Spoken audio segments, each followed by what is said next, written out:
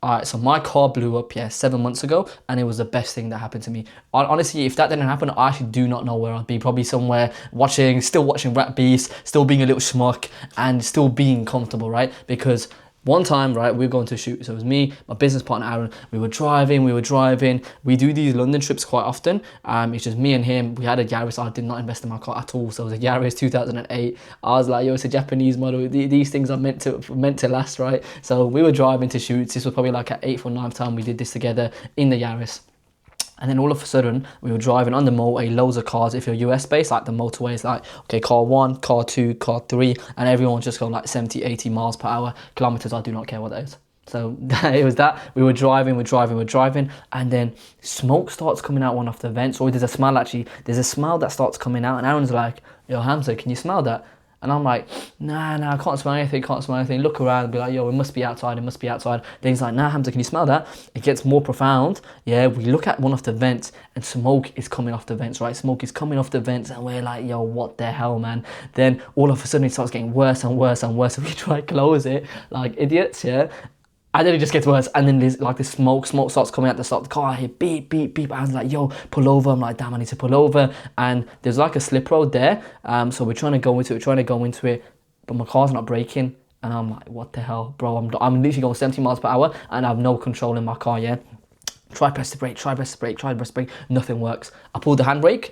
Nothing happens. Pull the handbrake again, nothing happens. Then we're really going to the side, so I'm like, I really need to pull over. I bang the handbrake, yeah. Somehow, like, praise to God, mate, it works, yeah. And then we get off, and then all of a sudden you hear loads of cackling sounds, yeah.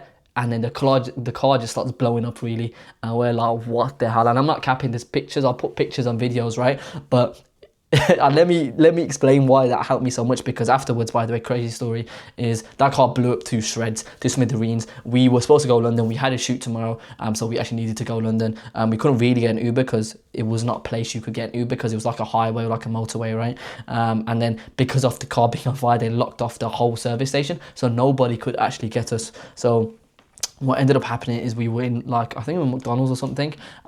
This was pre-boycott, by the way. So we were McDonald's and they offered us free food, actually, to be fair, so big up them. And then what happened is this guy, like, they let him in because he had a Porsche, right? And he had to charge his car, otherwise it would crash. He let us, like, he was like, yo, come with me, I'll give you a drive. And he drove us to London in the Porsche Tycoon. Wicked car, by the way. I need to get one of them, inshallah. But that's how we ended up getting to London. But the reason why this was so like powerful and genuinely saved my life is because before then, yeah, we scaled to like 0 to 50k. Then we were like going around 35k a month at agency, then 25k, then 30k. We were just hovering around mediocrity, and we were calm with it, to be fair. Like me and Aaron, like, I no longer, like, you know when people say, oh, like, you get to a point where you want and then you lose that hunger. The bad thing is that when that actually happens, you don't realize you've actually lost the hunger until way after, right? Because at that point, we set up the team nicely. We had a team of like 7-8 people. We were working with a few decent brands. I felt like we didn't need to be as active. Obviously, we did, because there was so much more that we needed to learn, right? But we were at that stage where we thought we knew everything. And that, as an agency owner, is the most dangerous position, because then you get comfortable. I remember me and him were watching rap beefs. Like, we would go to shoot, stay to wait till 3 a.m. watching Kendrick v Drake rap beefs and reactions, like ZS reactions to the video, and it was so stupid, right? Even on my weekend, I was not doing the things to actually move the business forward. And I just want to, like, give, like, I guess a 2-2 that if you're an agency and you think you're in that position where you're starting to watch more content, you're starting to get more lax, 9 out of 10 times you are actually not ready to do that. You need to go back to the drawing board. Number one, you need to get a mentor, right? One thing I wish that, and I think what would have helped us beforehand, is we used to get mentors, and the period where we stopped getting a mentor is the period where we actually got comfortable, right? Because you could argue, like, in your head, you're like, yeah, I've made it, I don't need to do this, but a consultant will be able to G-check you, right? So number one, yeah, is always have a mentor. I think that's the biggest thing in the business world, is that if you do not have a mentor, honestly, you're leaving a lot of money on the table, because what you think is best, or what your partner thinks is best, is oftentimes you guys on cloud nine. There's so many bad decisions we've made because we just did not have that third party involved, that you need to have that. Second of all is, if you have a partner or if you have yourself, you need to schedule like monthly meetings. Me and him got to a point where we were just so stagnant, but I wasn't G-checking him, he wasn't G-checking me. And the reason for that is because we were not actually having conversations about the business, right? We meet so often that we would just talk about work, but we would talk about so much like in the business work that it wouldn't actually matter, right? Like we would not talk about, okay, cool, yo, Aaron, what's the plan? What's the quarter plan? Yo, are we close to the quarter plan? What do you think about this person off staff? Or what do you think, what hires do you think we need to bring in?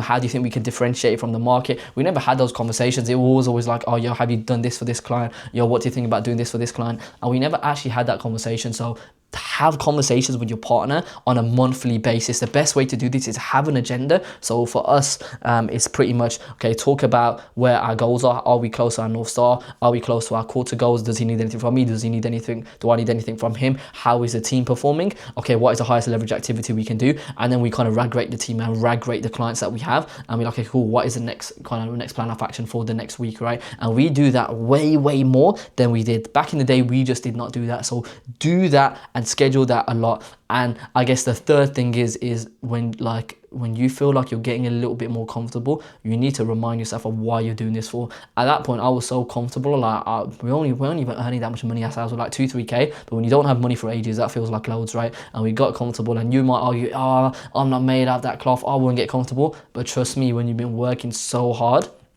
and you finally get a bit of cash, you feel like sometimes you can relax, right? Especially when you're burnt out. We were probably burnt out at that stage. So really make sure you have your why nailed down. Like even these things like vision boards, they seem fruity, but trust me, they work, man. And it is the best thing you can do. So I think car was the best thing that happened to me. If you do not like, the car was the best thing that happened to me. You do not need a near-death experience to experience the same. Simply get a consultant, have check-ins with your partner, check-ins with yourself, and remember your why. And these are all things that seem fruity, but they will actually work. So yeah, car was the best thing that happened to me. That's all I wanted to say. I don't know why I had this thought in the shower, but yeah, scale your agency, have success with your agency. Don't be a schmuck. Ba ba ba.